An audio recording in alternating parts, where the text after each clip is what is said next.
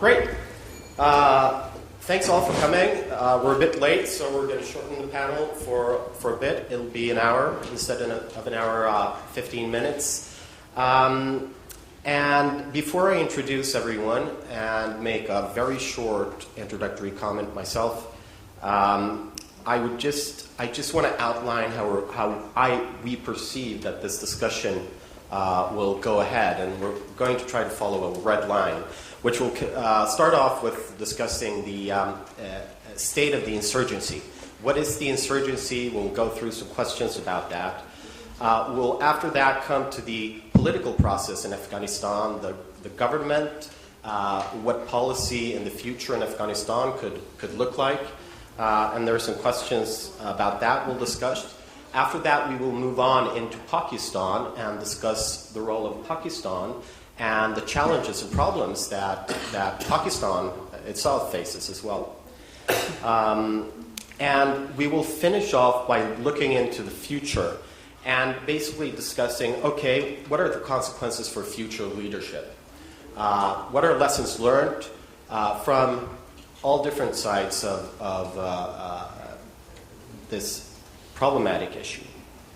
Now, as you know, it's been Afghanistan, the war, the state-building issues in Afghanistan have been a defining geostrategic issue, of global concern for the last decade. It's been a very long war. It's been, at sometimes, a highly intense war. It's been a war where, as a scholar, I would say there's been considerable mission creep from all different perspectives and sides, which has possibly been a problem, which is something we will discuss. And with us today, we have a very prominent, I think, panel able to discuss and talk about these issues. First of all, we have over here Shuja and Nawaz. Shuja, you're currently the director of the South Asia Center at the Atlantic Council, but you have a rich working background, New York Times, WHO, IMF. You've held several positions. You've also been active in the IAEA in Vienna, and you're the author of Cross Swords, which is a very valuable book on the Pakistani army. We have here Thomas Ruttig. Thomas, you're the co-director of the Afghan Analysts network. You work from Kabul and Berlin, and you've been working on Afghanistan since 1980, right? I was 10 years old that time. And I'm not saying that to make you feel old, but wise. But I do. Yeah, but he's wise. And you have a considerable experience on ground in Afghanistan. You speak the languages, and I think you're eminently capable of describing to us what the situation in Afghanistan is like, and issues of that. Robert Laden, you are the director of the Crisis, Conflict, and Cooperation program at the CSIS in Washington. But you're also at the University of Maryland, right? And author of several pieces. You can read more about these gentlemen in the bio section of the program. And on that account, by the way, I'm John Rydqvist, and I had the Asia Security Studies program at the Swedish Defense Research Agency. We have, we're also in Afghanistan, done a lot of Afghan studies. So with that, I would like to ask Thomas to start out with a very short introduction from the Afghan perspective. What is the problem? What are the challenges? And what do you see ahead? Well, thank you very much for that kind introduction. And I use the opportunity that you called us the Afghan Analyst Network to correct. We are the Afghanistan Analyst Network because we are working on Afghanistan, but we have a lot of Afghan colleagues, which are very important for us to understand their country. but we are also some internationals working there. So it's an Afghanistan perspective, not an Afghan perspective, or only partly.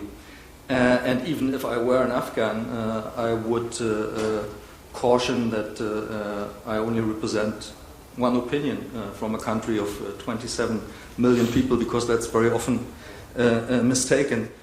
What are the challenges for Afghanistan? First challenge in the moment is waning interest and waning attention to Afghanistan. We all heard about transition in Afghanistan, handing over security and other responsibilities to the Afghan government, where it should belong to, where it probably should have belonged to much earlier in the process, which goes ahead with a diminishing resources, interest, etc. In the country, and I only can warn to let it slip from our attention. I hope we're talking about leadership, that our leaderships, our political leaderships, but also public opinion, is capable of following more than one issue on the world map.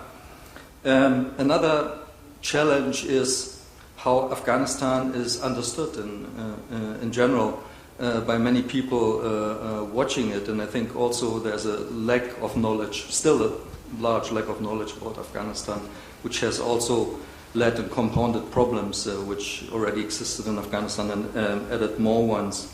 And one is, and I hope it's not seen as a criticism to this conference, is looking at Afghanistan and Pakistan very often through the lens of terrorism. Problems in Afghanistan are much more than terrorist problems, and the Taliban, we'll come back to that I'm sure, are much more than a terrorist movement. They are a movement which has roots in that society, we can discuss that. They use terrorist means, but terrorism is a technique, so to say. It's not an ideology. Because also, and that's my last point in that introduction, is that it deflects us from looking into the problems inside Afghanistan, which have to do with historical matters, conflicts just drawing on, and a polarization in our approach to Afghanistan very often to, oh, there's a good side and there's a bad side. There are the Taliban, which are bad, and there's the good side, which are us, of course, plus the Kabul government. But that side is at least half of the equation of what went wrong in Afghanistan, and a lot of things there have gone wrong and not to the better side. Okay, thank you very much, Thomas. We'll get back to several of these issues. Next, I'd like to ask you, Shuja, to talk about the issues from the Pakistan perspective. Pakistan often mentioned as one of the major problems in Afghanistan, but Pakistan also itself facing challenges. So, please. Thank you very much, and thank you to the organizers for focusing attention on this. This is a particularly important year for many reasons, and I'm going to talk about those today. I'm grateful to Thomas for having raised questions about some of the conventional wisdom about looking at the problem of Afghanistan and Pakistan, because quite often conventional wisdom is just that. It's so conventional that it fails to recognize the complex relationships within societies and between countries and societies in the region, and most of the solutions that are offered are built on very outmoded assumptions, in my view. I think the overarching issue for the region, and I start with the region before I go into Pakistan, is the issue of governance. That's really at the heart of most of the problems in the region as a whole, whether it's Afghanistan or Pakistan, and that affects the way Pakistan looks at Afghanistan and interacts with it too. Because the goal that we want for the countries, and I assume that the people of the countries want, is stability, so that they can develop. And that seems to get lost in many of the short-term goals that are now being defined by domestic politics at home in the region as well as outside the region.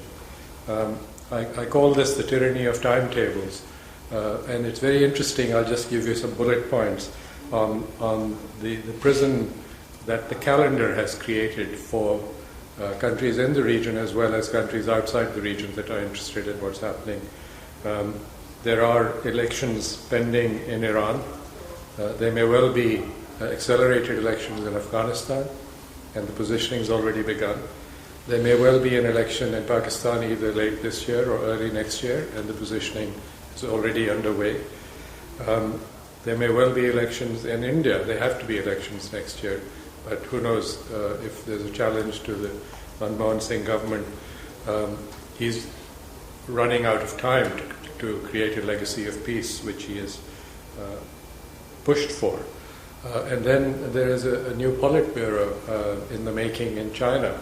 And from my visit to Beijing last September, I could hear murmurings that very few major decisions or leaps are going to be made by the Chinese authorities till such time as they know what the new shape of government will be. And then, of course, there's the election in the United States, which is all-consuming. To the extent that I can say it's frustrating to be an analyst on Afghanistan and Pakistan and Washington, because there doesn't appear to be a center of gravity for decision-making on both these countries in Washington. On Pakistan, very briefly, domestic issues are really critical.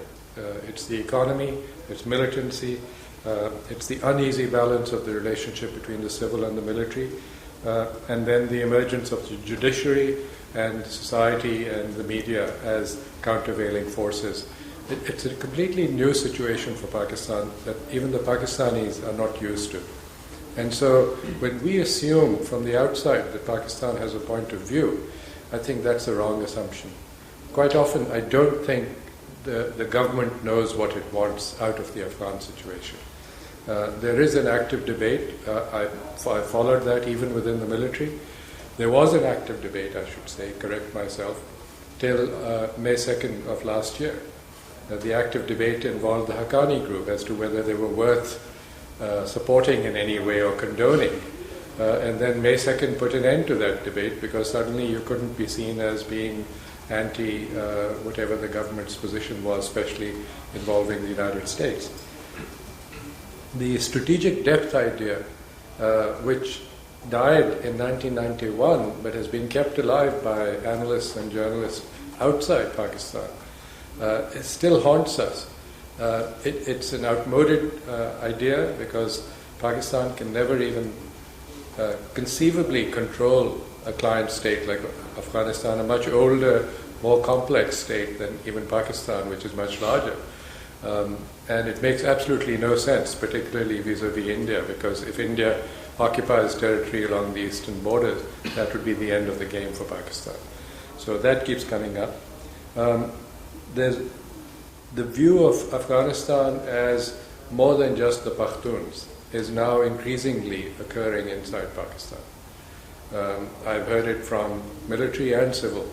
I've heard it from journalists to be able to talk to and deal with different parts of Afghanistan because they are all part of Afghanistan.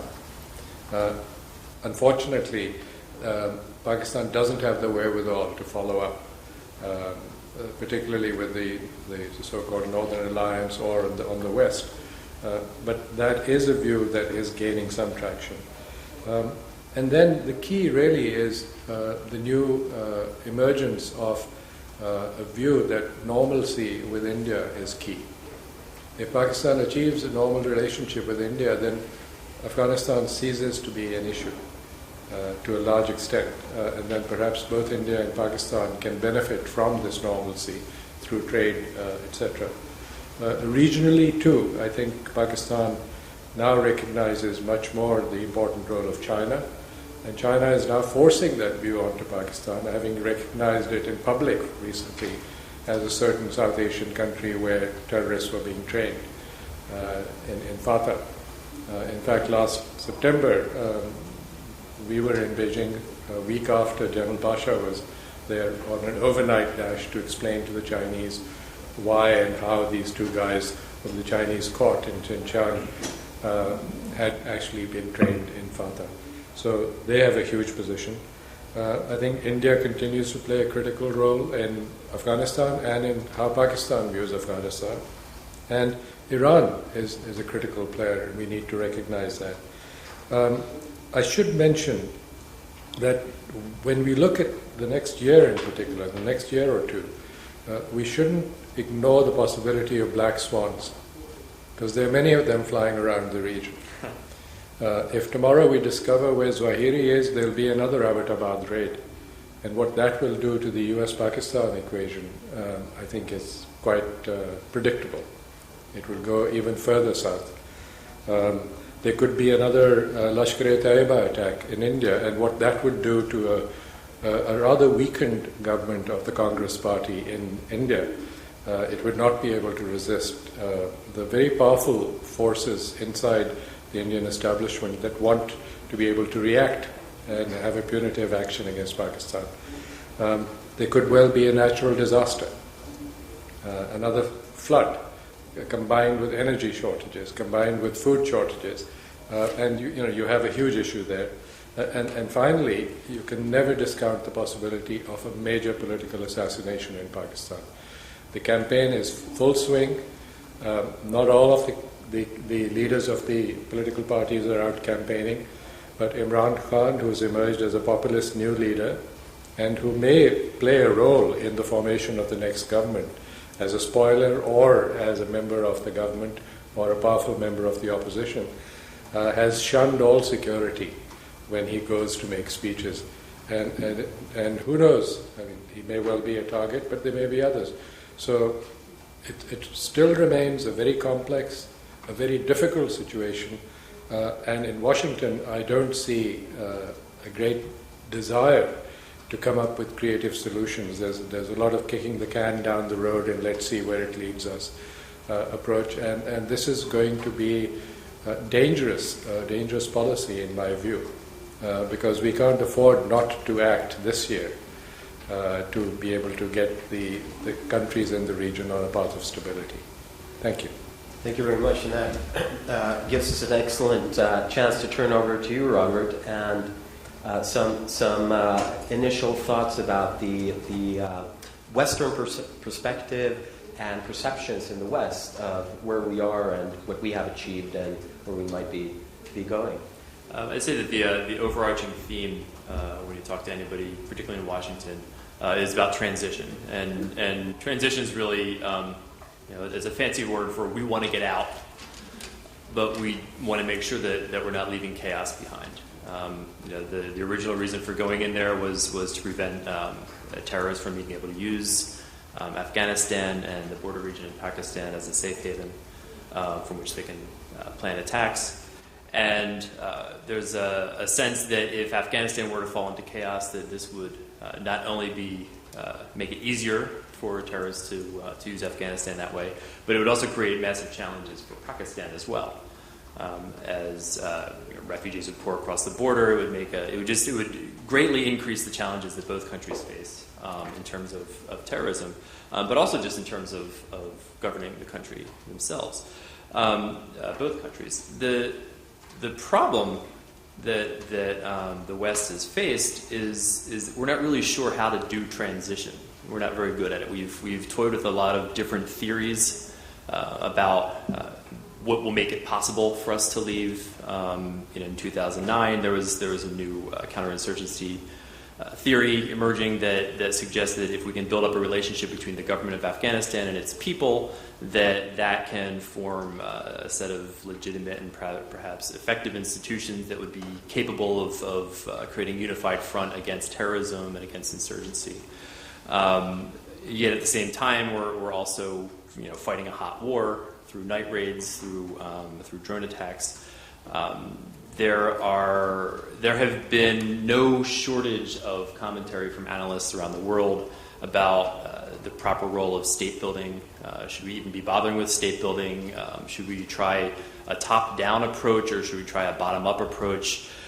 There is no real unified concept for how we've done this. I think one of the weaknesses in how we've been thinking about it is if you look at the various theories of stabilization and counterinsurgency, is that they don't really provide a very good role for things like luck and leadership. We tend to approach problems like this from a very rational kind of linear approach. But the fact is that the problem with every war plan is that they have to be carried out by human beings. And wars tend to be unpredictable things. And one of the things that you can predict is what kinds of leaders are going to emerge in these areas. We, I think, hoped that Karzai, for example, could have been a unifying figure in Afghanistan, who would have been the kind of person who could bring the country together and really create a nation that would move forward. That hasn't worked out. There's some question whether there really anybody, even a more effective leader than Karzai, would have been able to be more effective in the Afghan environment. Politics are just they're too challenging there. So the waiting for some leader to emerge in Afghanistan in the next election has been kind of it's been a bit of a sport. Who's going to run? Who's going to win? Whether the elections are in 2013 or 2014. And that's going to be, I think, a bit of a luck of the draw. It's not entirely clear that it's going to make much of a difference either way. The situation is just too complicated. The other problem in Afghanistan, of course, is as Shuja said, that governance is a major challenge, and we don't even really have a clear sense for what we mean by governance. We have a sense that building the capacity of the formal system might be one way that we can stabilize things enough so that we can get out.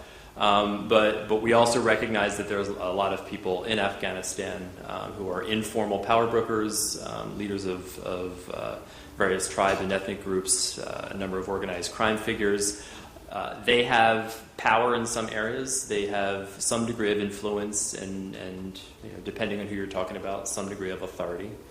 And so you can't really talk about Afghan leadership. There's a lot of Afghan leaders. When I was in Afghanistan recently, I was speaking with a group of Afghans about this question of the complexity of the Afghan political landscape. And I was using terms like power brokers and commanders and warlords and such, and they didn't like the way I was using those terms at all. I said, well, what term should I use? They said, leaders. Call them leaders. Okay, well, they're leaders of different groups, but none of them are unifying figures. On our side, we have the same issue. We don't have, as we just heard, there isn't really anybody who's taken full ownership over the Afghan conflict. The president has said that he owns it. It's not really clear that he's acted on that belief. We've sent how many different ambassadors does the United States have in Afghanistan alone? NATO has its own representative. The United Nations has its own representative. We have a whole coalition of allies who have control in different parts of the country. There hasn't been a unified effort on our side. So I guess I'll just end by saying that we're talking about leadership here. On the Afghan side, what we don't have is a Nelson Mandela who can lead Afghanistan and unify the country. But on our side, we also don't have a Lawrence of Arabia, somebody who can pull it all together. Instead, what we have are a whole lot of leaders with a little bit of power here and there, and a whole bunch of leaders on our side with a little bit of power here and there. And as a consequence, we're all just kind of muddling through and hoping for the best. But Thomas, isn't that historically a normal state of politics in Afghanistan? Many leaders, and my question for you to expand on or sort of discuss about is, wouldn't the Afghanis themselves be more able to pull it together with many different leaders and groups? Yes, Afghanistan historically is a fragmented country that has not changed fundamentally. On the other hand, we also never should forget that Afghanistan is also not a static country, that a lot of things are changing. Let me just give one example. Usually Afghanistan is called the graveyard of empires and hostile to foreigners and so on, which is completely wrong. For the first time in 2001, when the Taliban regime was toppling, Afghans welcomed an international intervention, including military forces. That they are now in the majority against it should raise a big question mark why that happened. About the different leaders, it also depends on who the leaders are. I liked your comment very much that there's no Mandela in Afghanistan. There are probably a lot of small Mandelas who have no political power, which are those Afghans who have suffered under kind of, depends on how you're counting, 6 different suppressive regimes over the past 3 decades. And I think one of the biggest mistakes we made, and also the US made, because after all, it is the US which is kind of playing the tune for the dance in Afghanistan, with leadership and coordination or without, is to bring back leaders which in the eyes of the Afghans had already delegitimized themselves, which are the former Mujahideen leaders, the warlords, whatever you want to call them, who have been thrown out of Afghanistan, who have been thrown out of Afghanistan by the Taliban, to the applause by almost everyone in Afghanistan, Pashtuns and non-Pashtuns. We often think, it's just a thing about Pashtuns and non-Pashtuns. No, it was a general thing. And what really made Afghans wonder after hearing about all the messaging about a democratization in future of Afghanistan and helping to create a more democratic state at least, was that those people who have already shown to Afghans, and just in recent history a few years ago, that they're everything but democratic, we brought them back. And then with the, let's call it the kind of pretext, which is not very much convincing if you really know Afghanistan a little bit, because they represent different regions, they need to be brought together, and then Afghanistan can be governed in another way. Yes, the thing what the international community did not do is take up the hopes and the opinions of the big majority of Afghans after 2001, that they wanted to have a more open democratic society, and we closed it by bringing back these people who have committed gross human rights abuses and whatever you can think about, cannot think about. And by that closed development towards a more open Afghanistan. And that also prevented or led to the situation we have in the moment. I want to make one comment about the also very interesting Noel Lawrence of Afghanistan. I think there was one. His name is Zamal Khalilzad, and many people will know him, who has kind of had a carte blanche from the US government, probably also not really knowing what to do, and he has an Afghan background, sending him to Afghanistan, and he has kind of taken a lot of decisions in a very small group of people with the UN representative, and then Karzai, when he was kind of put into his position, which preempted a lot of positive opportunities for development in Afghanistan just by closing down the field. And then last thing about leadership, you're talking about a race, you're talking about Karzai and who could be an alternative. That question we as analysts have been asked over the years, and actually I cannot hear it anymore. And just to take up your picture of a race, I mean, if we go to the Olympic Games or whatever, there are at least 8 people in a race. We always think about our favorite, and then if it doesn't go well, we look for an alternative after having closed down all alternatives by putting all our eggs into the Karzai basket, as our Pakistani colleagues would formulate, and not helping Karzai, not allowing political parties and civil society really becoming active as long as they don't say the same thing as he says. I mean, you gave that example, you're not even allowed to talk about local power brokers. I mean, I have a paper banned in Afghanistan which talks about political parties which clearly exist in Afghanistan because I call them Islamic and leftist and whatever, because that it has been banned because it undermines national unity. I mean, that forgets a little bit that these power brokers are the ones who undermine national unity, and us and we supporting them and thinking they're part of the solution. They have been part of the solution. They don't need to be integrated into the Afghan system. They're already there, and they spoiled it. Full stop. This is obviously one important driver of the insurgency or armed opposition, whatever you wish to call it. But is it the only driver of that opposition, the internal problems of the Karzai government and the failures you've explained to us of the West in bringing in these old sort of non-athlete leaders? There are 3 factors in general.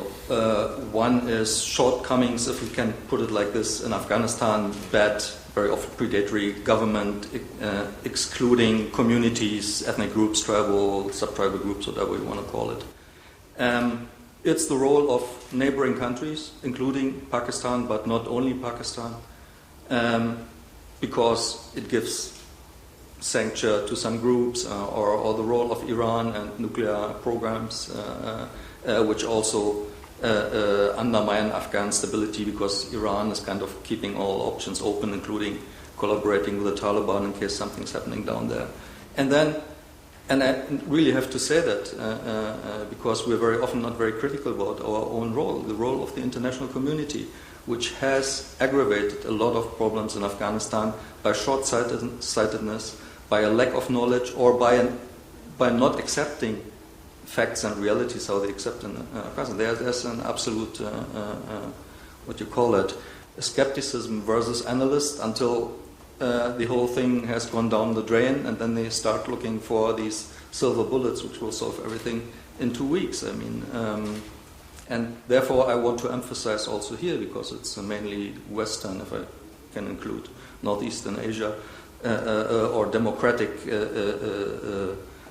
setting, that we really look into the mirror what we contributed there. And we very often try to do shortcuts in Afghanistan that's starting from, again, incorporating the so-called local power brokers, which are just human rights abusers and should be in The Hague, and would be in The Hague if they had a Serbian passport or a Liberian passport.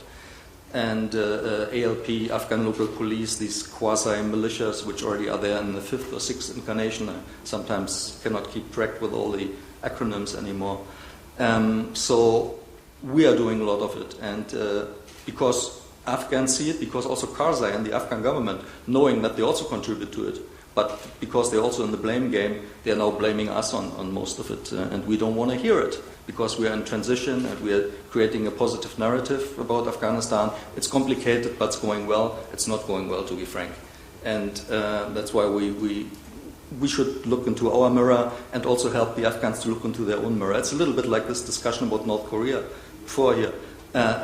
You cannot come to Karzai and say everything what you do is bad and everything is corrupt, whatever, even if it's the case. I mean, he knows his own family, all Afghans knows who's taking the money and who are taking the big contracts and whatever, but we also have to clean in front of our own gate first, and then we can go and help them cleaning up. Robert, you've both written, I've heard you said that one of the problems is our failure to deliver.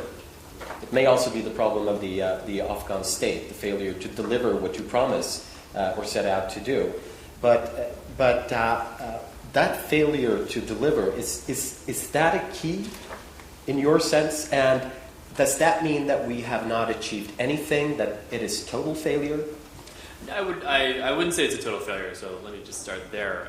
10 years ago, it was a medieval theocracy. I mean, there was no development. I mean, the place was economically poor. It had just gone through 10 years of civil war.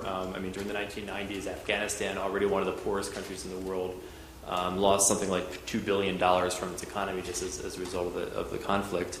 There was a government that wasn't very good at governing, that was not particularly popular. But there's been, since then there's been progress. There's a government in place. There are ministries that function at a pretty basic level. There are a lot of Afghans throughout the government at all levels who are dedicated to the greater good of Afghanistan, who work for very poor pay and are trying. Yes, there's a lot of corruption at all levels as well. But there are a lot of Afghans who are making some extremely positive contributions to their country. One of the problems that Afghans face is, I think exactly as Tomas said, that we need to look in the mirror. We go into a place and we say, we're going to bring you democracy, we're going to bring you prosperity, we're going to give you this, that, and the other thing. Read the communiques from all the different international conferences, all the international donor conferences that promise the world. Promise things that simply we have no intention of no real ability to deliver, and that ask things of the Afghan government that really are not reasonable to expect.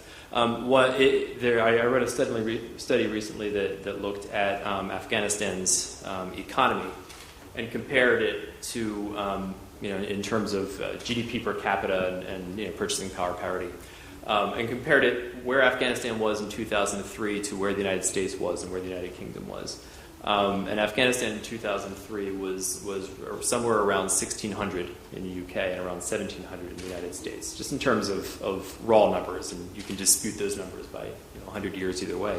But I think one of the things that we forget is in our grand theories of state building that outsiders can come in and help transform a society and speed the process of state forming. We forget that Afghanistan is starting in a very specific place. Afghans have their own ideas about how things should be run. Certainly Afghans want to be included in the political system, and I think that's been one of our failings.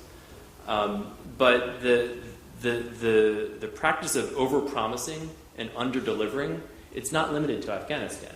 Just about anywhere Western donors go, we make these promises about human rights and democracy and the economy and the rule of law that we say is this is the work of generations, this is a long-term thing, but then we have 6-month rotations and 2-year plans or 4-year strategies that just don't account for the reality of how difficult this work is.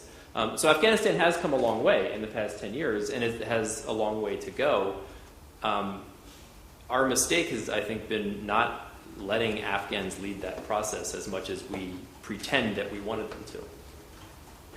Can I just say one thing?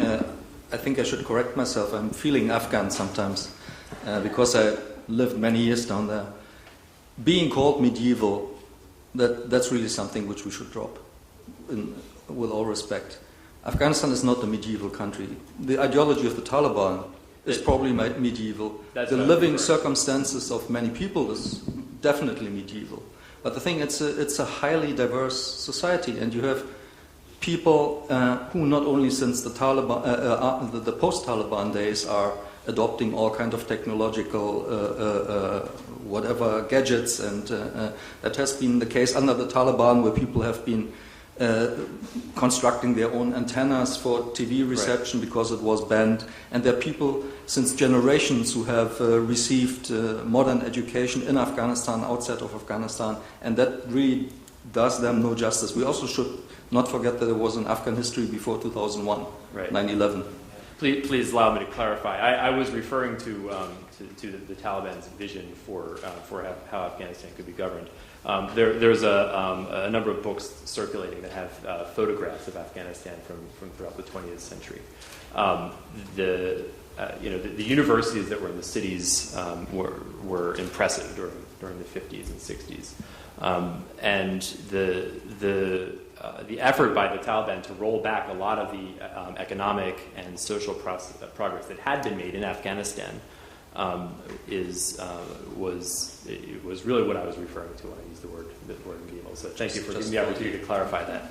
Thank you. John, if I could just pick up on this leadership question, I think this is sometimes a mistaken notion that all you want is a transformative figure, and that a strong central government in Kabul is the answer to Afghanistan, which kind of goes against Afghan history and society, where the concept of Misake Milli, the national compact of the mosaic of different language, ethnic, sectarian groups that is the real Afghanistan, is really what holds things together. What you really need is a leader who is honest. It doesn't have to be a Pashtun, doesn't have to be Hazara or Uzbek or whatever. It doesn't matter so long as he or she is honest. And I look at another part of the Muslim world, at Indonesia, when they came out of one of their worst periods in economic and political history, and they produced a man named Wahid who came in, and he was just honest. He wasn't a Nelson Mandela. He was not a Barack Obama. He was not somebody who kind of grabbed your imagination, but he just proceeded with an honest government and began a process of building institutions because the head was not corrupt. And I think that's really what Afghanistan needed, whereas for our efficiency and our own interest, we wanted to create a system which was Kabul-based, and I'm sure Thomas knows it. I mean, down to every local school teacher that was being appointed had to be approved by Kabul. That's not the way Afghanistan worked in the past, and that's not the way it'll work in the future. And this thing is going to collapse, the system, because the institutions that kept the old Afghanistan together have been kind of eroded over time. And could I pick up on that point just a little bit? I think one of the problems is, despite our rhetoric about democracy and the importance of building governance, the Western world is very much we need to accomplish things, and there are shortcuts that get taken when you're out on the ground and you're expected to finish this project, you're expected to win over this village. And the consequence of that is that sometimes people find a person who seems to be capable of getting things done, and they'll team up with that person, or they'll give them money, they'll give them whatever, and sure, they'll share intelligence, or they'll get a road built, or they'll guard the road. At the cost, however, of needlessly strengthening some people who get things done because they're pretty nasty characters. And that, I think, there's a basic tension between, yes, there are strong people in Afghanistan, and if they can't be defeated, you have to co-opt them some way. But there's a tension between that, the basic fact that you have to recognize power, and the basic fact that it's not really useful to strengthen people needlessly if they don't share your objectives and if they're going to be abusive of Afghans. So you might get a project done, or you might get a road protected for a short while, but at the cost of strengthening somebody beyond what their, say, natural level of support within Afghan society is. And I think that's been one of the problems. But that has been the rule, not the exception. I mean, you were giving proper examples on protecting the road. I mean, they're protecting the road and the convoys on top of it, which is our main task, not so much whether Afghans get to the next market or not very often. And the same people also shoot at the convoys to make sure that people perceive that their protection is still needed. I mean, we have seen that with American convoys in southern Afghanistan and elsewhere. We have seen that with a local commander who guarded the German PRT in Badakhshan. When he found out who he was and wanted to cancel the contract because of it, he started shooting grenades into the PRT. So, of course, not saying that it was him, but it created the red effect, and we've done that time and again. And I also think it's a misnotion to say that those people contribute to stability. They contribute to killing the Taliban, which are kind of competitors to them in many parts of the business of drugs and contracting, etc. I mean, we have a lot of businessmen who get U.S. contracts who are kind of linked with the Taliban or Afghanis or whatever. I mean, it's not black and white, and we should cut that off. And I personally would say, in an ideal world, we should take out the top 99. That's the figure Afghans very often use for their 33 provinces, which they had. Just the provincial chief, the police chief, and the intelligence chief, kick them out and get honest people, and the whole thing will be solved. And it's a bit more difficult than that by now, because we have propped up these 99 people because they're good fighters against the Taliban, and they're serving us nice meals when we're coming there. I had a boss at the UN who always said that the Afghans are the most well-bred human rights abusers he ever met. He said when you came to Central America, you knew at the first instance who was your opposite, from the former military dictatorships. But Afghans are very nice people, including those who are not very nice. And very often it takes us too long to understand who are on the opposite side. And I'm just sometimes wondering what all these intelligence services have been done over the past decades to find out about these guys.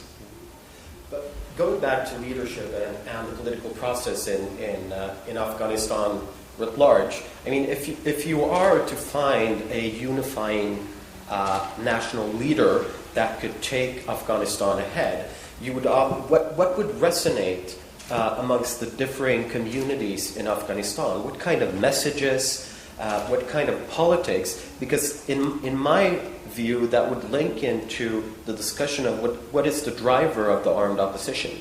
It's very easy. It's not about people, it's about the system. And you can say a lot of things which are correct about the over-centralization, at least on paper, you have in Afghanistan, although it was always a centralized state. And the question was how much centralization the government wanted to do. I mean, is it necessary to appoint every teacher? It's a little bit, I mean, the Karzai government works like the Soviet government in those days. They would do the same things. It's a planned economy, 25 pencils to Daikundi province or something like that. It's about the system. And then I was just going back to 10 years ago. I mean, it's almost 10 years ago that the emergency lawyer Jirga, first kind of institution building exercise started in Afghanistan. And the spokesman said, this is a lawyer Jirga for peace and democracy. And these two words, I mean, it sounds like hollow slogans, but for Afghans, they are not after 30 years of civil strife. A politician who convincingly can show that he follows that agenda. And there are people, there's a young generation, Afghanistan, 60% is younger than 25 years or whatever. There are these upcoming smart guys who have studied abroad or somewhere else who are interested in going into politics. And we just should come away from that. It's either Karzai or one alternative is, let's at least now, even if it's almost too late, start having a diversity in Afghanistan, also in the political field, which represents Afghan diversity in general. And then leaders will pop up. It's not that we choose them. We should not choose them. We just should help to level the playing field so that Afghans can choose them themselves. There's also a danger, John, when we emphasize reconciliation, which seems to be the magic word in Washington now, and Ambassador Grossman certainly is entirely subsumed by that goal. You're giving the Taliban much more than is due to them. You're giving them the representation of all the disaffection within the country, and they don't represent all the different parts of the country and the disaffection that exists there.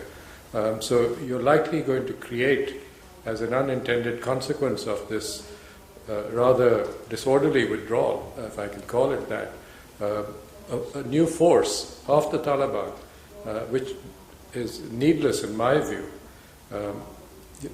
You're creating a force that will also strengthen the hedging policy of Pakistan, because their intelligence agency probably, as always, overestimates its ability to manage these elements.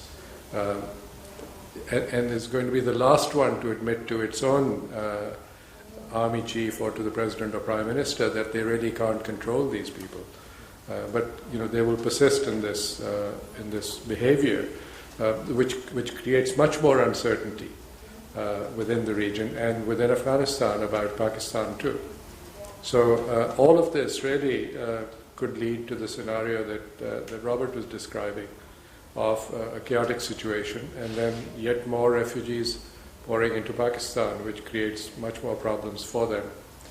That's a whole different topic on which I have some very strong views. I think Pakistan has made the wrong use of the so-called refugees as some kind of a cash cow, and has kind of kept them in camps, which has created much more militancy than if they had been allowed to merge into Pakistani population, which has been historically the case over the centuries whenever trouble erupted in Afghanistan.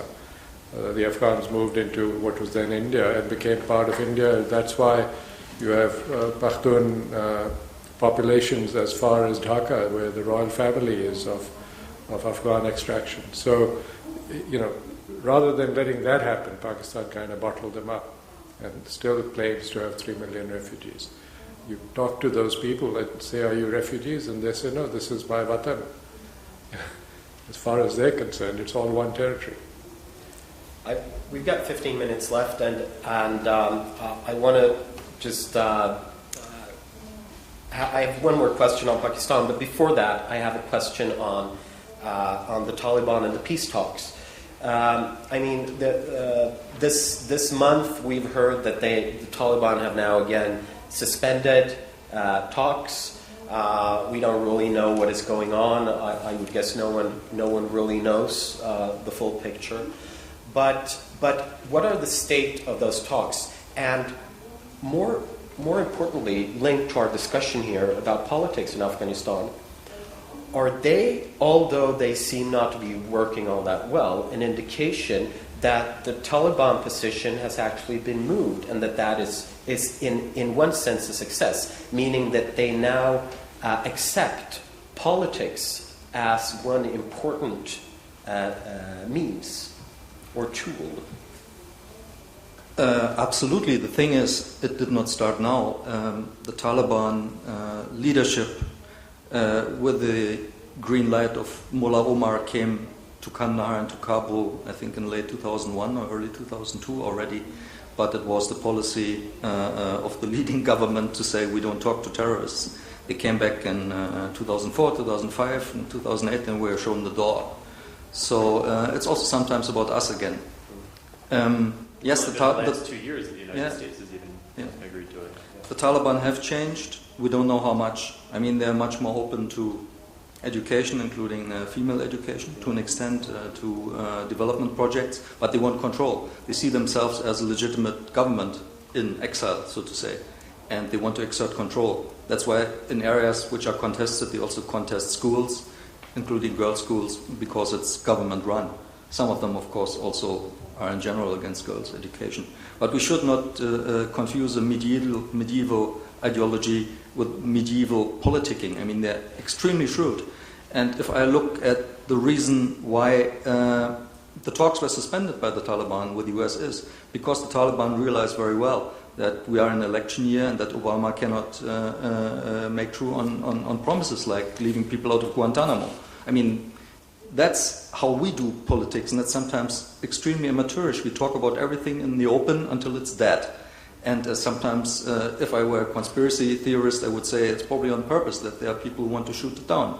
And we have all this leaking all over the place, which is actually very often intended of shooting down things because there's still people running around who think they can finish the Taliban militarily. And that's also when we're talking earlier on who is really running the show. It's probably not a single institution, but it has kind of been handed over to the US military in Afghanistan, which has resources at hand which are absolutely unimaginable, and they're doing it with it. I mean, I've been talking to a US military officer in Kandahar who said we don't give a damn about what the Obama people are telling us, we're kicking ass here.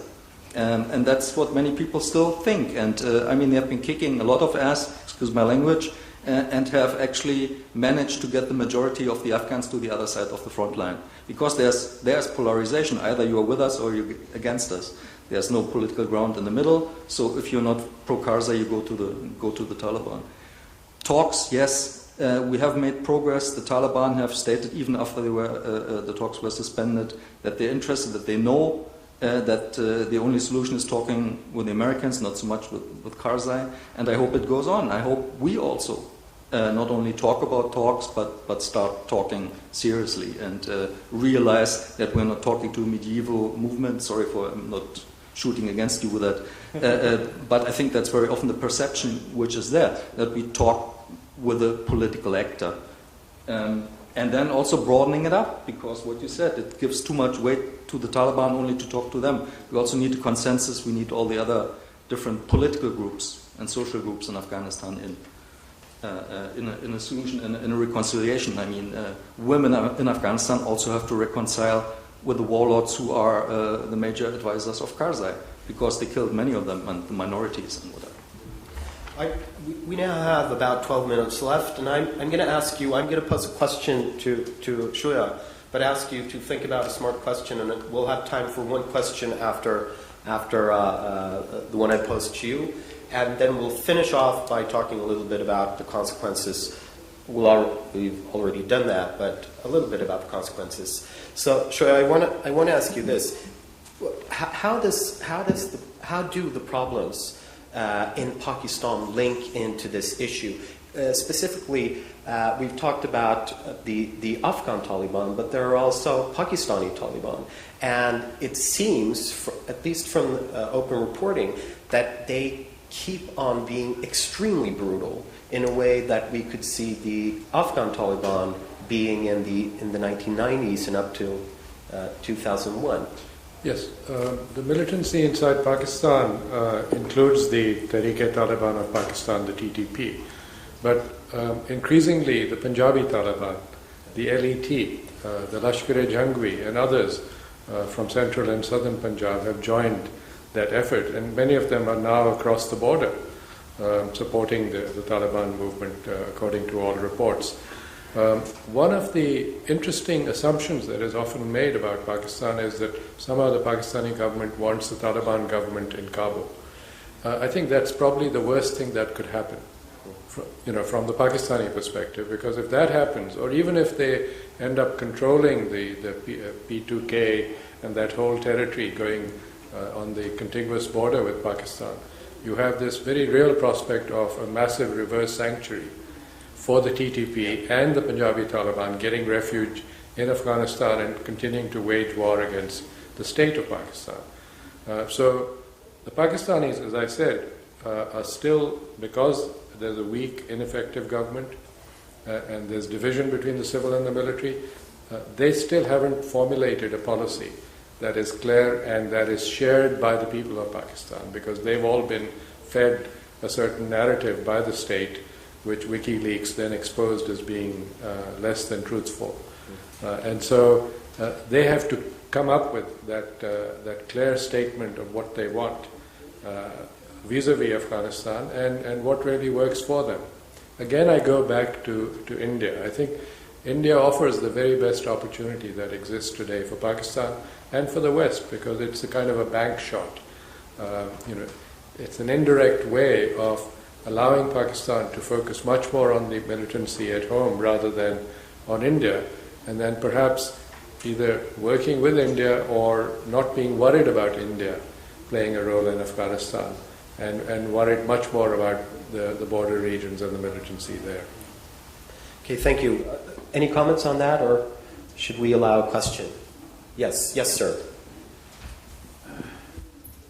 Please identify yourself. That would be good. Thank you.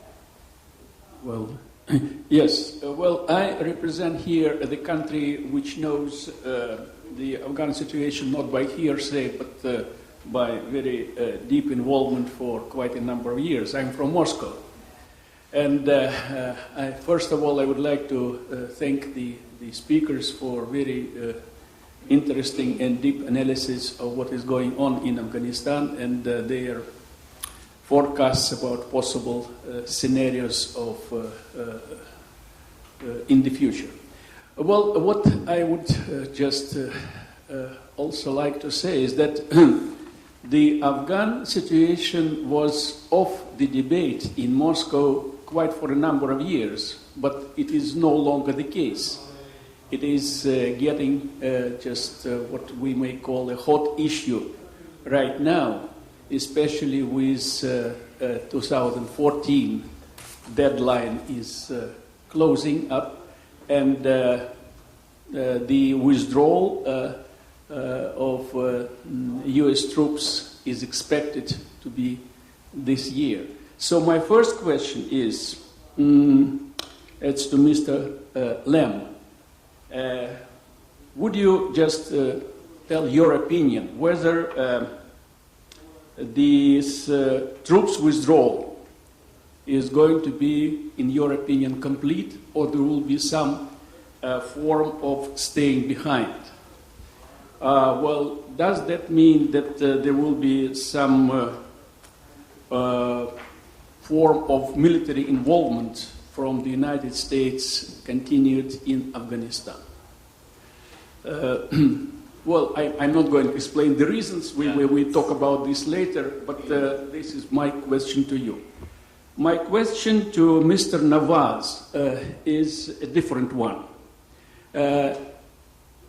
Pakistan is associated closely with the Shanghai Cooperation Organization.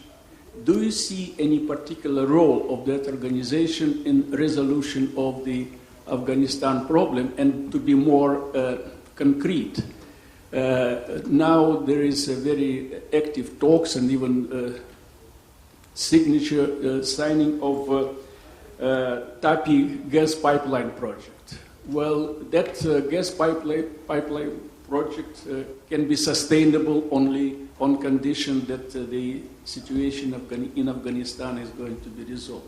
What is your opinion? And the Question to you. Well, I understood that you are averse about any questions connected the future of Mr. Karzai. I'm not going to ask you about Mr. Karzai. Thank you. Yes, I'm going to ask you something else. Well, first of all, me personally, I don't consider Taliban to be a completely terrorist organization. I think it represents a much wider forces than those which are directly connected with terrorism. In my opinion, please correct me if I am wrong. In my opinion, the Karzai government days are numbered as soon as U.S. troops are out of the country. And there is no question, in my opinion, about whether there is any particular leader among Taliban or it is not there. I think they have their own forms, including Shura, where they can select certain ruling group that can take care of things in the country. Am I right or wrong? Please tell me. Thank you. Okay, gentlemen, we now have like 3 minutes left, so 1 minute each. And maybe if, apart from the question, you would also, if you want to, you don't have to, in 1 minute, address what consequences you think writ large in the future this will have. For example, for stabilization or whatever you want to call it, international operations. For the Western countries, how Afghanistan will view these kind of operations, if that is relevant at all, and for Pakistan. But please answer the question first, and we'll wrap up with that. Sure. Unless Afghanistan specifically requests that the United States have all of its troops withdrawn, like Iraq did, there will be a residual force. It'll probably, it used to be 30 or 40,000, then it was about 10 to 20,000. Most recently, I'm hearing it's going to be about 6,000. But there will be some thousands of American troops still in Afghanistan, and their job there will probably be special forces. There might be some training, but I think the purpose there will be to just continue to have some degree of influence on what happens in Afghanistan to make sure that things don't collapse. That's probably along the lines of, just in terms of broader implications, that in the future, to the degree there's any stabilization operations, I think, first of all, I think the Western world is going to be hesitant to get involved in a groundwork like this. To the degree it does, I think we're going to be looking at small footprints at best for a long time. 6,000 with special forces or without? I think probably 6,000 special forces. Okay.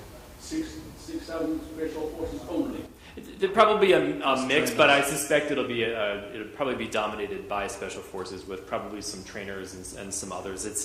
A year from now that could completely change. Sorry, Robert, your minute is up. Thomas, please. Leadership of the Taliban, that's the question which you also had on the agenda. Are they homogeneous or heterogeneous? Are there a lot of different groups and never will follow a peace agreement or not? I'm of the school who thinks that the Taliban are much more homogeneous than we very often assume. All this talk about Haqqani network and so on, yes, they are semi-autonomous on the daily basis, but politically they are under Mullah Omar. Mullah Omar is recognized as the Amir al-Mu'mineen, so he gives kind of political, the general line and so on. And I think, yes, if there will be an agreement, hopefully at some point, and it gets the endorsement by Mullah Omar, I'm confident that most of the Taliban will follow it, not all of them. It's not the Politburo of the Communist Party of the Soviet Union or something like that, so that where everyone will follow when there's a decision. But it's not only... just historical... I know. Don't take it now. Don't quote me on this. So I think, we should be a little bit more realistic about the Taliban. There's never been a challenge against Mullah Omar. Thank you. Shuja, you get to finish off. I'll give you very short answers and we can elaborate later on if you like. Yes, I think the SCO can play a role. but I doubt that it will because it really hasn't got its act together as yet. China can play a role. Till now it has kind of had a free rider effect in Afghanistan with the coalition providing security for its investments. And now, as the coalition starts withdrawing, the Chinese will have to think very long and hard about how they're going to protect their investments there.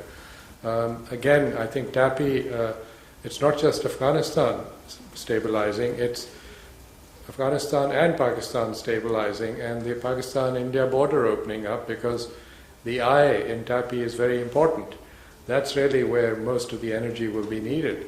But much more than TAPI, I think Tajik hydroelectricity, or hydroelectricity from the Kabul Gorge project.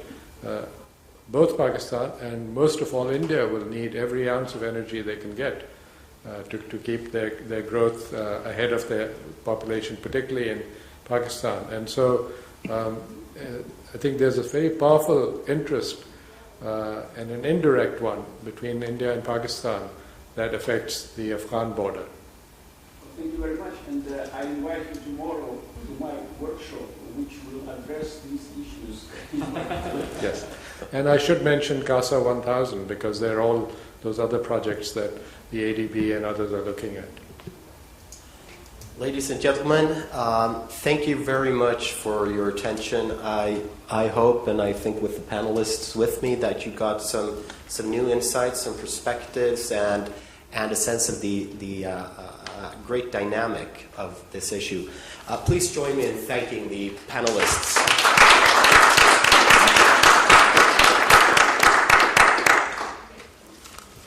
Ladies and gentlemen, we will have a short 10-minute break. And for those of you who have not registered for tomorrow's networking lunch, please see our staff at registration desk. Thank you.